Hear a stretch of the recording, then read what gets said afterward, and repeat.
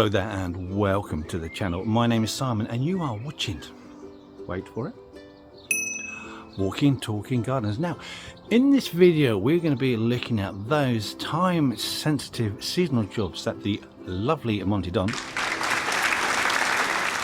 I do love his voice, says that you should have completed by the end of May.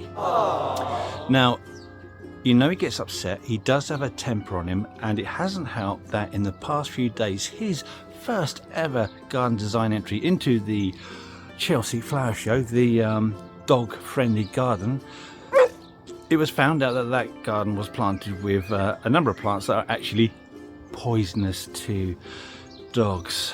Cue the music.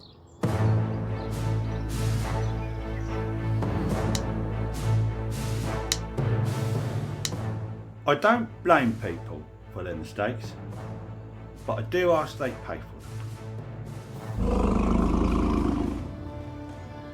Who doesn't love a Jurassic Park reference? Anyway, let's get to the first job. This time of year, Monty Don says you should get all your tender annuals and exotic plants planted out in the garden now. Don't forget to harden them off so they don't become scorched by the sun.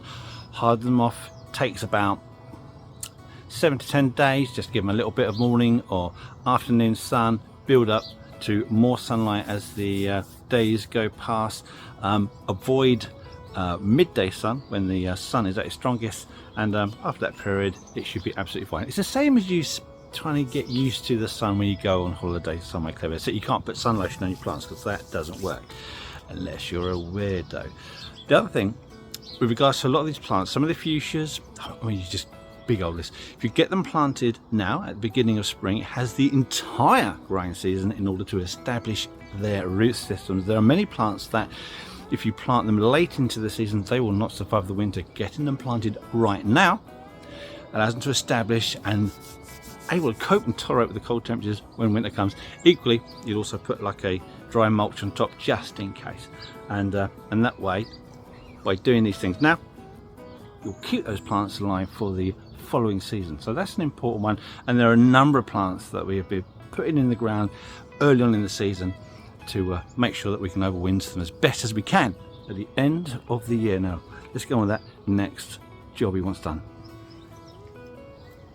If you have large specimens of grasses and you want to propagate from them, now is the time to lift and divide and plant them on. Don't forget they will need watering and watering well until they're established. Then you can go back to watering them as you would have done originally. I don't have any big grasses, so I won't be doing that job.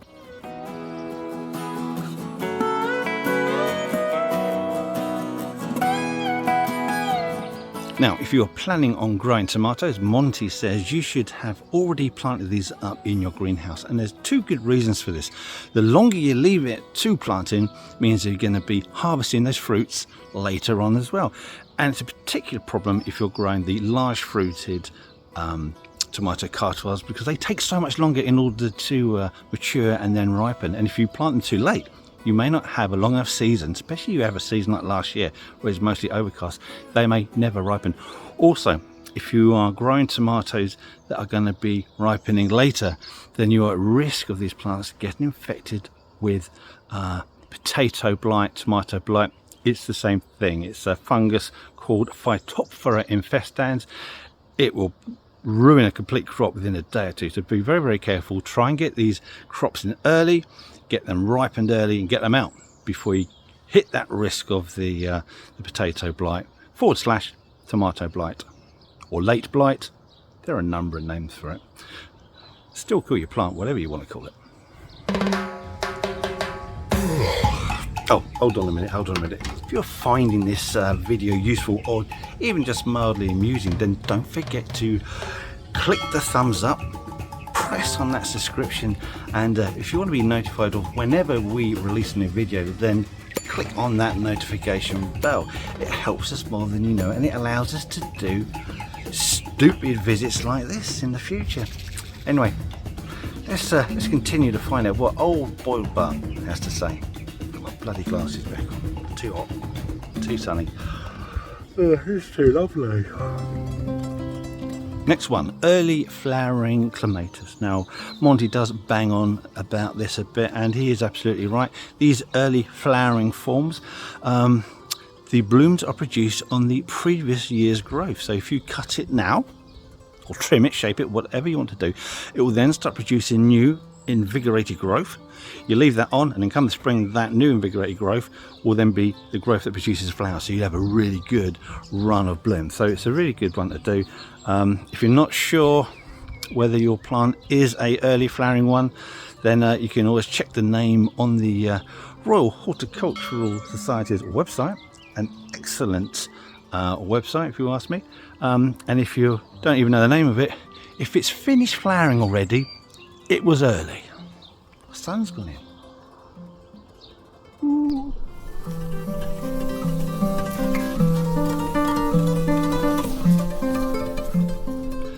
Now this one I do have an issue with. Begin composting. Add every scrap of kitchen and garden waste. That was a direct quote. No. You don't put every scrap of waste in your compost. And so you wouldn't put any sort of meats or oils or anything smelly like that, because you'll be attracting rats, and you'll be very particular in the actual plant material you put in. You wouldn't put in potato peelings, because you'll have potatoes everywhere once you start putting your compost down. You wouldn't put in old tomato fruits, because the seeds will be in there. And then when you put your compost out, you have tomatoes growing everywhere. You wouldn't put in annual seeds that are got seed pods on them, because again, unless you're able, Jesus Christ. Oh, it's only a hornet. I wasn't scared at all. I lost my train of thought. You don't put in any plant material that's been treated with weed killers for obvious reason. You wouldn't put onions and garlic in. You can do, but just be aware that that will deter worms from entering in your compost. And there's quite a few things that you really wouldn't put into your compost that would be plant material. I won't go through them all, but you can find out by just doing a quick research online. So no, you can't put every flipping scrap in, Monty. Just be careful. Choose your scraps wisely. And now we have a rather fashionable job that Monty likes to do, you know, for him and his fancy London, Cambridge buddies with all the money and the big houses and the... we won't go on. I'm not jealous at all.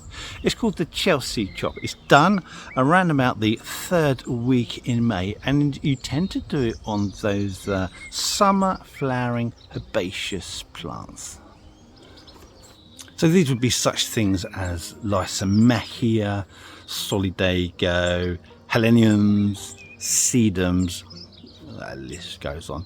But put simply, if you have several of the same plant, say you've got 3 of the same plant, then one of those plants you would cut back by half. Now, the 2 you haven't cut will flower at the typical regular time as you would expect, but the one that you've cut back now, that will have a delayed flowering because you've got to regrow those flowering buds. So what you're doing is extending the flowering period. But if you only have one plant of an established specimen, you could grab hold of about a third of it and then cut that back by a third. So, and if you cut the back of the plant, you have the front of it come into flower. Then once that's finished flowering, you have that third left at the back coming to flower. Let me show you, because I know that might sound a bit complicated. Now, I do have a Lysimachia here, but this only went in last year, so it really hasn't established enough to even bother thinking about a Chelsea chop. So we're going to look at this sedum here. So approach your plant. You're going to take a third of the plant in hand at the back of it. Use my secateurs, I'm going to cut a half of that off, and that is a Chelsea chop. I'm not doing it in my plants, so I don't want it. Just 2 more jobs to go. The first one is to keep an eye on the scarlet lily beetle. It is around now, and you're probably going to find some characteristic damage on your lilies if you have any about. Now, Monty Don, he doesn't really believe in spraying pesticides on your plants, although they do exist. I've seen them in the garden centre. But for him, you need to have a look at your plants, check over them, and pick them off and dispose of them, as you will just be careful that if they are disturbed, despite being a lovely scarlet colour on the top, when they fall to the ground they will be upside down and they'll be brown. You will never see them again. I for one cannot be bothered to spend most of my time searching through all my lilies looking for the scarlet lily beetle. I will of course be spraying them. Just be aware, do not spray them when they are in flower, do not spray them when they're about to come into flower. Only ever spray them when they're not in flower, because the insecticide that you spray on will then get into the flower, get into the nectar, get into the pollen, and beneficial pollinating insects can then also succumb to the insecticide you've applied. Now I've told you, and don't make me angry as well. Oh, bless their little woolen socks. Don't run away. Don't stop it. Don't eat that. Flipping heck. Jesus Christ. Sticking with propagation now is also the best time to lift and divide your primroses, which we have done here. As soon as they finish flowering, lift them, separate into their constituent plants, water them in. Ah, look at that. That is flipping leaf one. Take that off, little git, and that too. It's like got some sort of horrible biting thing on top of that. So another spray for you of insecticide. Well done. Now the last job is to be aware that any tall herbaceous plants that you have growing in your garden can be at risk from being snapped in the stems by storms, because summer is coming, and with that we get summer storms. So plants like lupins, foxgloves, what other ones, delphiniums, whatever, there's a big long list. Make sure you put in adequate support now before those plants get too big, so that you're not rushing around like an idiot when the next storm wind gale comes and ruins your entire display. And that's it. That is all the jobs that Monty Don was getting worried about, that he wanted you to complete by the end of May. So you need to pull up your socks, get out there and get these jobs done. And if there are any other time sensitive seasonal jobs that should be getting done now, because this is just a small list, there's plenty of other jobs, then put that in the comments. We would love to hear from you. Anyway, thank you for watching this far. Well done. I'll see you in the next video, assuming you can bear any more of this whole blather. Goodbye. Right, now just before you go, if you want to see more content, more behind the scenes stuff, and images that I've taken of some weird freaky plants over the years, then you're in luck, because we have created an Instagram page. So you can find the link in our description, you can find the link on our main page, and if I'm clever enough I might be able to get a link somewhere up there.